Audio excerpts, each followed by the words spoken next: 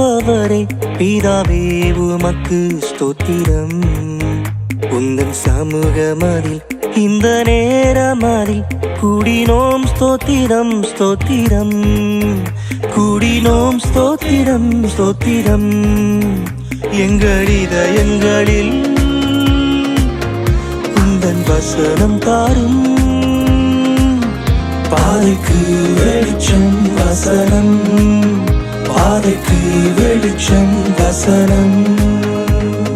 இயேசு கிறிஸ்துவின் இனிய திருப்பெயரினாலே உங்கள் அனைவருக்கும் என்னுடைய அன்பின் வாழ்த்துக்களை நான் தெரிவித்துக் கொள்கிறேன். கிறிஸ்து முதன்மையானவர். எதற்காக முழுமையானவர், முதன்மையானவர்? எதற்காக? அவர் நம்மை சரீரமாகிய திருச்சபையிலே இணைத்து நம்மை அவருடைய பிள்ளைகளாக மாற்றி அவருடைய எதிர்பார்ப்பை நிறைவேற்றுகிற கருவிகளாக நம்மை உருவாக்குகிறார். அது மட்டுமல்ல, அதற்காகவே கிறிஸ்து பாடுகளை பட்டார். நாம் துர்க்கிரியைகளை செய்கிறவர்களாய் இருந்தோம்.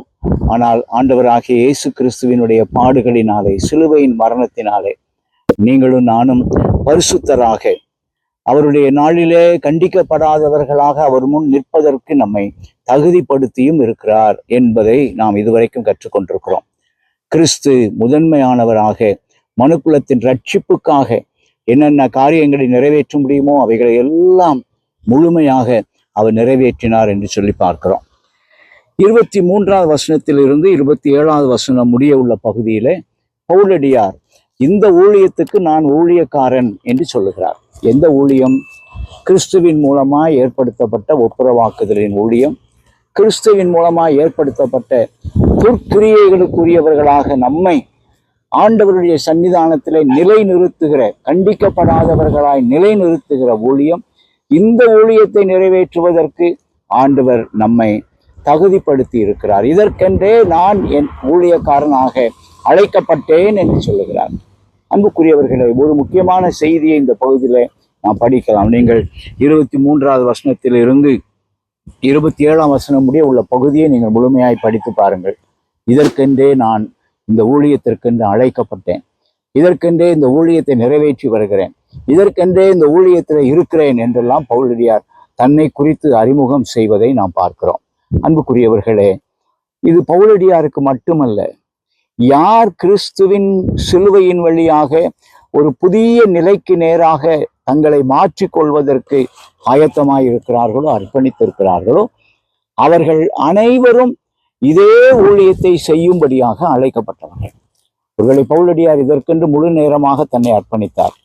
ஆனால் இதை கேட்கிற நீங்கள் ஒருவேளை படித்து கொண்டிருக்கிறவர்களாக இருக்கலாம், பணி செய்து கொண்டிருக்கிறவர்களாக இருக்கலாம், குடும்ப பொறுப்பை நிறைவேற்றுகிறவர்களாக இருக்கலாம்.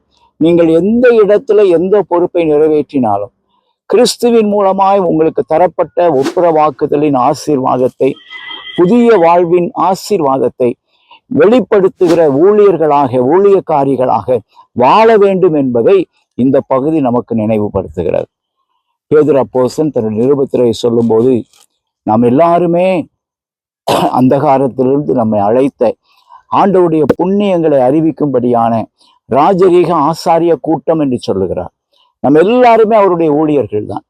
ஒருவேளை பகுதியாக அல்லது முழு நேரமாக அது இல்லை. என்னுடைய வாழ்க்கையில ஆண்டவர் கொடுத்திருக்கிற எல்லா வாய்ப்புகளின் வழியாக நான் இந்த ஒப்புரவாக்குதலின் ஊழியத்தை நிறைவேற்ற, என்னோடு அது நின்று விடுவதல்ல, என் வழியாக என்னுடைய முழு குடும்பம், என்னுடைய முழு திருச்சபை, என்னுடைய முழு சமுதாயம் பெற்று இந்த ஆசீர்வாதத்திற்குள்ளாக கடந்து வர வேண்டும் என்பதற்காக ஆண்டவர் நம்மை பயன்படுத்த விரும்புகிறார். அவர் இந்த மாபெரும் ஊழிய திட்டத்தை நம் கையிலே கொடுத்திருக்கிறார். ஆனால் இந்த ஊழியத்தை நிறைவேற்றுவதற்குரிய ஆர்வம் தேவை, அர்ப்பணிப்பு தேவை. திறமைகள் ஆண்டவர் நமக்கு கொடுப்பது, ஆர்வமும் அர்ப்பணிப்பும் நமக்கு இருக்குமானால் நீங்கள் இருக்கிற இடத்துல ஆண்டவருடைய நாமத்துக்கு மகிமையாய் ஆண்டவருடைய இந்த ஒப்புரவாக்குதலின் ஊழியத்தை நிறைவேற்றி ஒரு புதிய சமுதாயமாக ஒரு கூட்ட மக்களை உருவாக்கி இந்த ஒப்புரவாக்குதலின் மூலமாய் வருகிற மகிழ்ச்சியை, ஆசீர்வாதத்தை அனைவருக்கும் நீங்கள் கொண்டு செல்லலாம். அப்படிப்பட்ட ஆசீர்வாதத்தின் கருவியாக நீங்கள் வாழ முடியும். இந்த நாளில் இதை கேட்டுக்கொண்டிருக்கிற நீங்கள் யாராக இருந்தாலும் சரி, நான் கிறிஸ்துவினாலே மாற்றப்பட்டிருக்கிறேன், என்னுடைய பழைய நிலை வேறு, நான் பகைஞன், நான் துர்க்கிரியைகளுக்கு துர்க்கிரியைகளுக்குரிய நபர். ஆனால் இன்றைக்கு கிறிஸ்துவின் மரணத்தை ஏற்றுக்கொண்டதினாலே எனக்கு ஒரு புதிய அந்தஸ்தை ஆண்டவர் கொடுத்திருக்கிறார். இந்த அந்தஸ்து உலகம் முழுவதற்கும் சொந்தமாக வேண்டும். இந்த அந்தஸ்து உலகம் முழுவதற்கும் சொந்தமாக வேண்டும். தாவீது ராஜா சங்கீதத்திலே பாடும்போது 100ஆம் சங்கீதம் 1 வசனத்திலே பூமியின் குடிகளை எல்லாரும் கர்த்தரை கம்பீரமாய் பாடுங்கள் என்று சொல்லுகிறார். அந்த பழைய ஏற்பாட்டு காலத்திலேயே தாவீதுக்கு ஒரு பார்வை இருந்தது. இந்த உலகம் முழுவதும் ஆண்டவரை ஆராதிக்க வேண்டும், ஆண்டவருடைய அன்பின் நன்மைகளை பெற்று அனுபவிக்க வேண்டும். அதற்கு ஆண்டவர் இனிமேலும் ஒரு மீட்பரை, இனிமேலும் ஒரு தீர்க்கரை, இனிமேலும் ஒரு நியாயாதிபதியை அனுப்ப போவதில்லை, அல்லது இனிமேலும் ஒரு அயல்நாட்டு அருட்பணியாளரை அனுப்ப போவதில்லை. நாமே அந்த அருட்பணியாளர், நாமே இந்த திருப்பணியை செய்ய வேண்டியவர்கள்.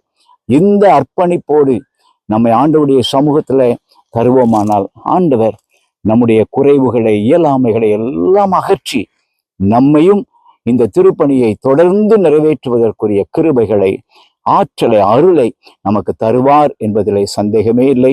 அப்படிப்பட்ட ஆண்டவருடைய கிருபை உங்கள் அனைவரோடும் தங்கி இருப்பதாக. ஆமென். எங்கள் இதயங்களில் உந்தன் வசனம் தாரும்,